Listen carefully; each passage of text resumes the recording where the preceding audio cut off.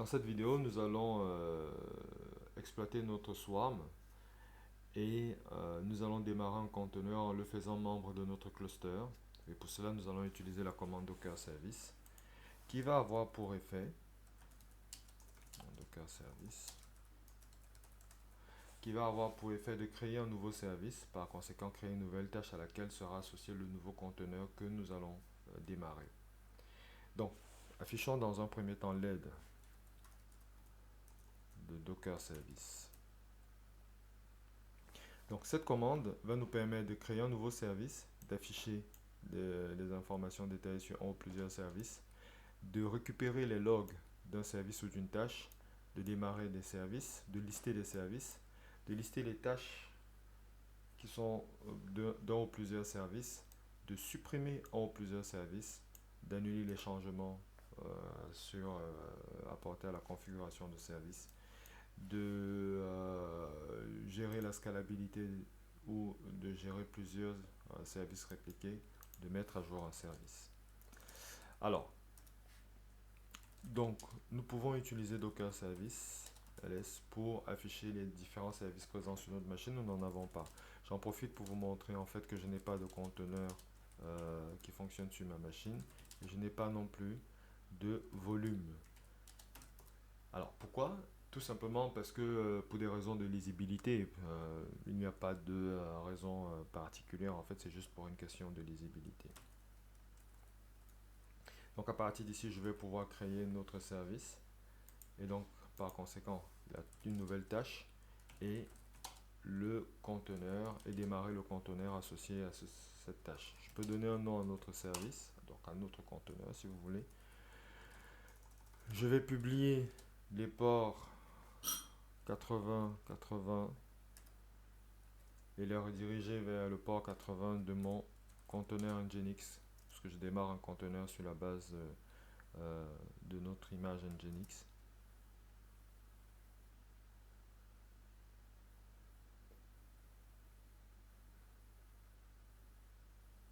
Voilà, donc notre service est fonctionnel. J'ai fait Docker Service Create. J'aurais pu aussi utiliser la commande Docker Service Create-name dans web -p à la place de publish et 80 80. Donc vous avez compris, j'aurais pu utiliser en fait le p à la place de publish, ça aurait marché pareil.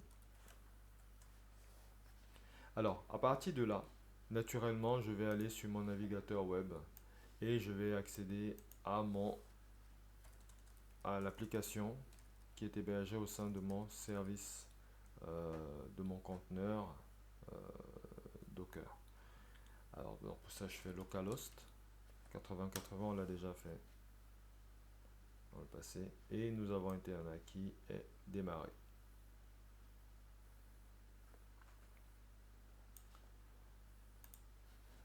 Alors ensuite, donc ça c'est pour le alors bien sûr rappelez-vous hein, avec Docker Service, si vous affichez l'aide, vous pouvez inspecter un service existant, inspect web, et vous avez des informations sur ce service, l'ID, la version, la date et heure de création, la date et heure de mise à jour, le nom du service, le modèle de task, donc vous avez l'image utilisée, c'est une Nginx, la configuration DNS, le mode d'isolation éventuellement, l'architecture, c'est du Linux, le runtime, c'est un conteneur, etc. etc. etc. Le protocole, le port publié, le mode de publication, l'ID de réseau, l'adresse IP. Voilà. Donc, ça nous permet donc de démarrer un nouveau service. Et donc, à partir de ce moment, je peux lister les services qui sont présents sur ma machine. Et vous voyez, j'ai un seul service donc, que j'ai lancé tout à l'heure. J'ai l'ID du service, le niveau de réplica, etc. Je peux aussi inspecter mon service à partir de son ID.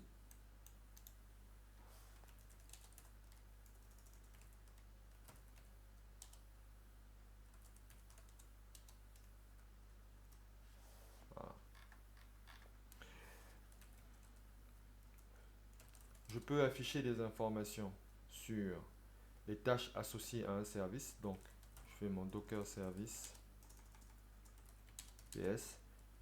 J'indique le nom de la tâche ou l'ID de la tâche. Et là, je vais afficher des informations sur les tâches. Rappelez-vous, quand j'ai démarré mon conteneur au sein de mon Docker Swarm, je suis obligé de l'attacher à une tâche qui est attachée à un service. Il y a vraiment cette notion d'hierarchie de tâches et de services en fait. Et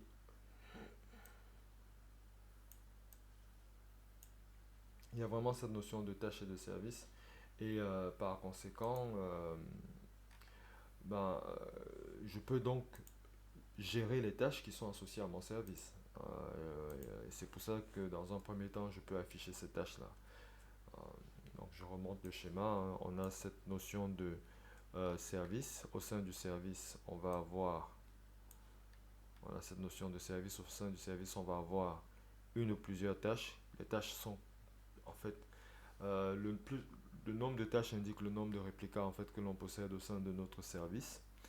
Et pour chaque tâche, on va avoir un conteneur. Donc, on va avoir un conteneur associé à chacune des tâches au sein de notre service. Et en fait, c'est le nombre de tâches qui permet donc de gérer la notion de réplica. Donc ici, j'ai affiché la liste des tâches associées à notre service. Et donc ici, vous voyez aussi d'ailleurs que on peut avoir le nom de notre tâche en fait associée à notre service. Alors, donc je vais retirer notre service. Pour rappel, hein, déjà je liste les services présents et je vais retirer notre service. Donc je fais docker service rm et j'utilise donc le nom ou l'ID de notre service. Et là j'ai retiré notre service et je fais docker service ls. Je n'ai plus aucun service et bien sûr si je fais docker service, j'ai pas de service, je pourrais pas afficher des tâches en fait liées à notre service. Et bien sûr, si allez, ouais, j'exagère un peu, là, je n'aurai aucun service appelé web. Alors, ça, c'était très intéressant. On va recréer notre service, en fait, dans Docker Service Create, name web, -p, 8080, 2.80, Nginx. Donc, on recrée notre service.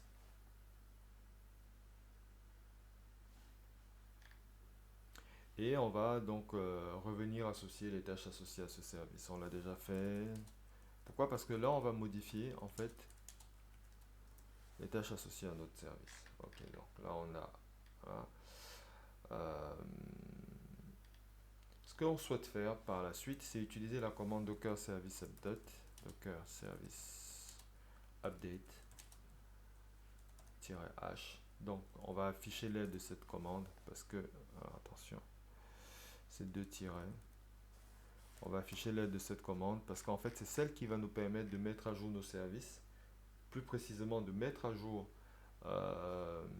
d'effectuer la mise à l'échelle de nos services en fait. Et la réalisation de la mise à l'échelle de nos services passe par l'augmentation du nombre de réplicas pour notre service. D'accord? Donc si on augmente le nombre de réplicas, si on augmente le nombre de tâches au sein de notre service grâce à la commande docker service update, si on augmente le nombre de tâches, si on augmente le nombre de réplicants, on augmente le nombre de tâches. Et si on augmente le nombre de tâches, on augmente le nombre de conteneurs qui fonctionnent en cluster. Ok? Donc, voilà, donc on rappelle, hein, Docker Service ls, voilà les différents services, Docker Service PS et les différentes, attention, PS Web, les différentes tâches associées à notre service. Alors, ce qu'on va faire, c'est qu'on va utiliser la commande donc docker service help update. On indique le service que l'on veut mettre à jour et on va indiquer le nombre de réplicas que l'on souhaite avoir. Le nombre de réplicas va augmenter le nombre de tâches, hein. Juste pour vous remontrer le schéma ici. le nombre de réplicas va augmenter le nombre de tâches. Donc, si on indique qu'on veut 2 réplicas, on aura 2 tâches désormais. Et pour chacune des tâches, on aura un conteneur associé. Donc, on aura 2 conteneurs. Si on dit 4 réplicas, on aura 4 tâches. Si on dit 8 réplicas, on aura 8 tâches. Et donc, forcément, 8 conteneurs qui fonctionnent en mode cluster. Donc, ici, on va faire donc un Docker Update. On va indiquer le nombre de réplicas. Et on va indiquer le service que l'on veut mettre à jour.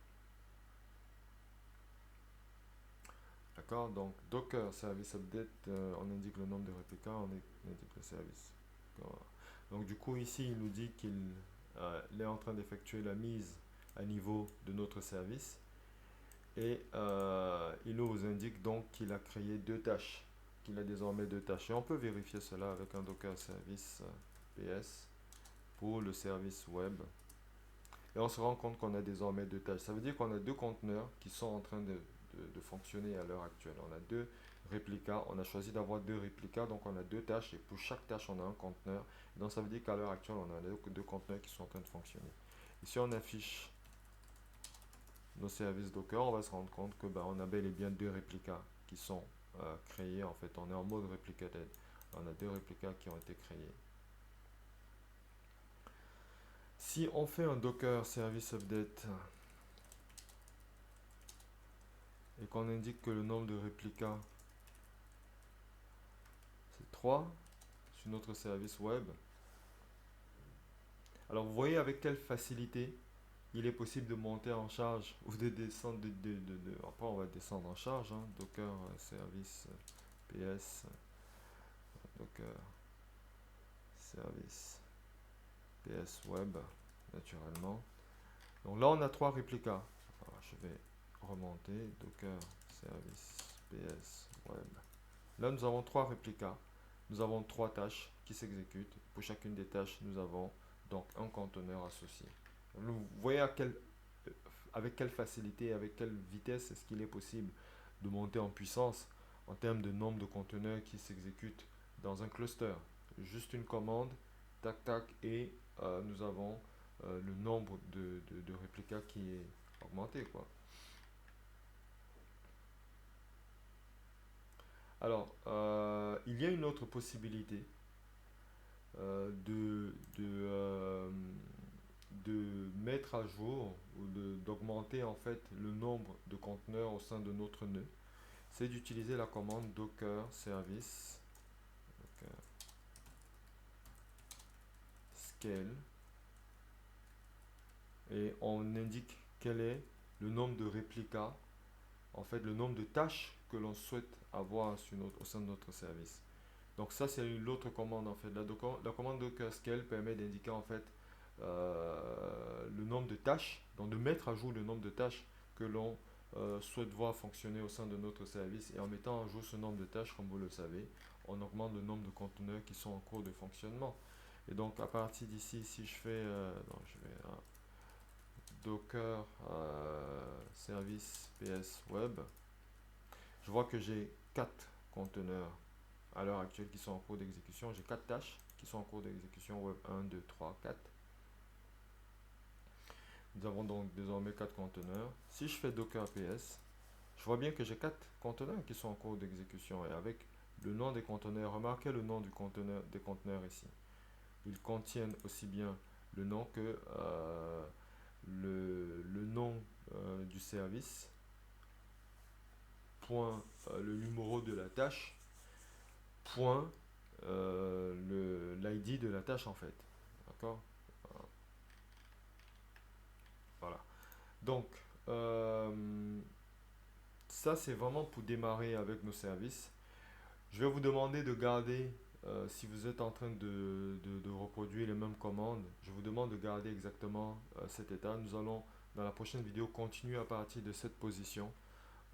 C'est pour éviter de faire des vidéos beaucoup trop longues. Nous allons partir à partir de cette position pour présenter la mise en œuvre, la mise en évidence de l'intérêt de la mise à l'échelle. Et donc, nous allons présenter la haute disponibilité du mode Swarm, du Swarm mode.